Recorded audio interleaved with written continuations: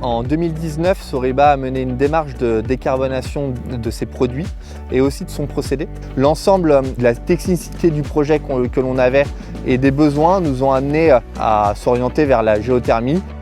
L'ensemble du bâtiment n'est pas chauffé, c'est qu'une partie essentielle du process qui est chauffée, qui est la chambre de durcissement des bétons.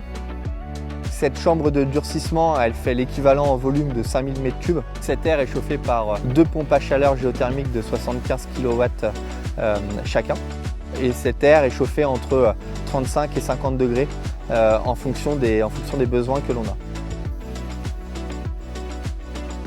On a bénéficié d'une aide, donc d'une subvention de l'ADEME avec le fonds chaleur, qui représente environ 60% de l'investissement total de l'installation. Pour bénéficier de cette aide, ça s'est passé en plusieurs temps.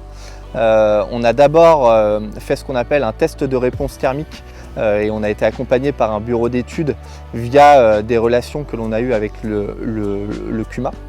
Et ensuite, c'est avec les résultats du test de réponse thermique et les échanges que l'on a eus avec l'ADEME que nous avons décidé de monter le dossier d'aide et de conception de l'installation. Et ça a été plutôt une démarche simple avec des interlocuteurs régionaux présents et un bureau d'études qui a pu aussi nous accompagner sur l'ensemble des volets techniques et financiers.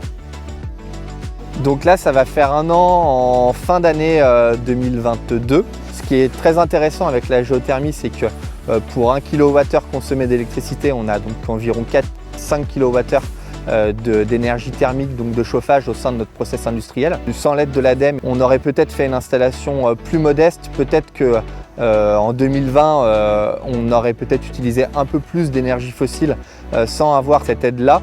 On aurait peut-être utilisé aussi plus d'électricité. Je pense qu'on a clairement fait le bon choix, qu'on est clairement satisfait de cet investissement.